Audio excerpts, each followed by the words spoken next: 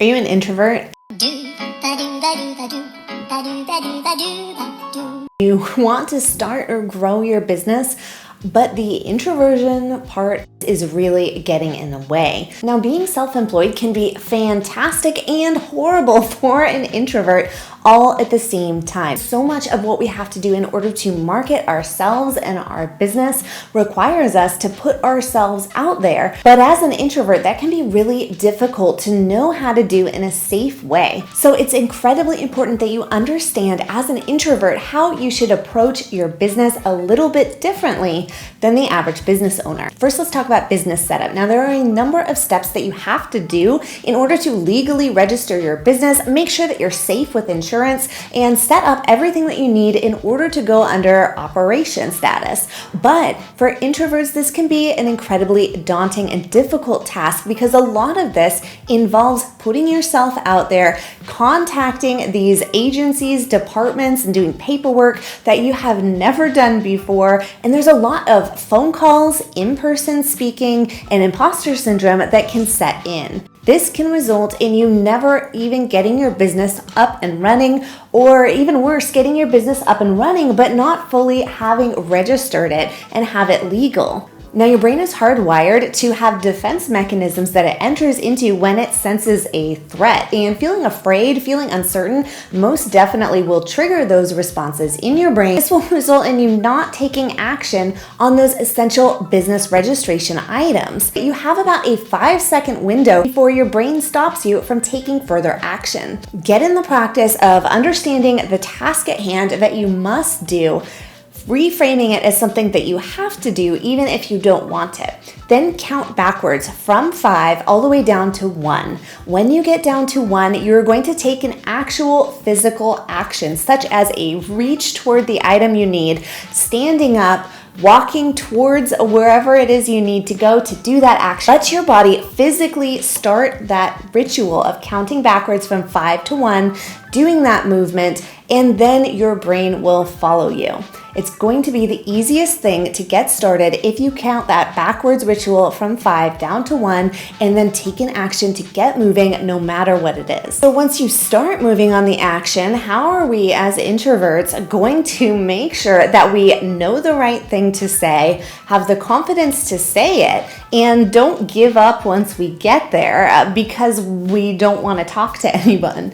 Well, the easiest way to counter this is with script. Having a clear script on hand, either actually written, recorded, or rehearsed, is going to help you to get through these difficult situations. How many times as an introvert have you made a phone call and then as quickly as someone answers it, you hang up the phone and go and do something else? Having that scaffolding in place sometimes will be enough to give you the confidence to make that call, write that email, or go down and have that meeting in person. Once you have registered your business and you have all those things in place, you have to start thinking about how you're going to structure your business with your strengths and your weaknesses in mind. The first thing to think about here is actually how your business will operate when you have to interact with clients, customers, or other businesses. Now, I personally have the majority of my businesses set up to be online only. I do not do phone calls and I do not do in-person meetings except for very specific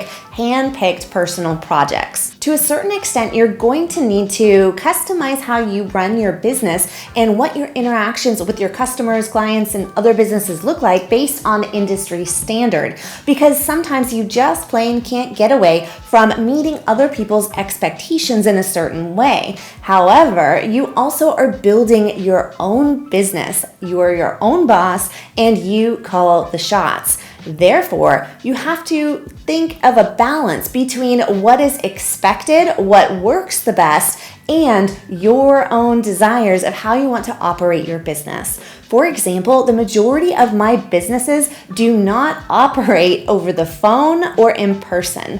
I utilize email and online digital communications as my strong point, and I actually don't accept any phone calls unless they are already with an established client or someone that I choose to speak to. Next, with regards to your business day-to-day operations and the actual production of whatever it is you are creating or selling, think about what your strengths and weaknesses are and harness the power of outsourcing. Either hiring your own employees, getting contractors to work for your business, or finding other businesses that you can send those tasks to that are specialized in those tasks is incredibly valuable. And while you can outsource a large number of tasks that either aren't your personal preference to do yourself or they are not your strong suit and are better suited for someone else to do, there is going to be a certain amount of personal interaction that you must have with your business. Creating a personal brand and letting your customers, clients, and the world know who you and your brand are is going to be incredibly important in terms of your success level. But you want to do so in a way that feels safe to you, your needs, and your boundaries. This means that you do not have to conform to whatever the norm is with social media, video content, phone calls, or anything else that really bothers you as an introvert. Make a clear distinction on your strengths and weaknesses and find platforms to promote yourself that are best suited for those strengths and not your weaknesses. The next thing to keep in mind is you still will need to be okay putting yourself and your business out there, but you also need to be okay understanding that you and your business will not be for everyone, and that is not only okay, but a good thing. Part of having a successful business is going to be drawing in your target clients and repelling people who you do not want to work with. You do not want everyone trying to be a patron of your business when you really specifically should be looking for clients that are a best fit. As an introvert, this is incredibly important because drawing in those right customers that vibe with your introvertedness is going to be essential. Get really specific about the content that you put out into the world about your business and your personal brand.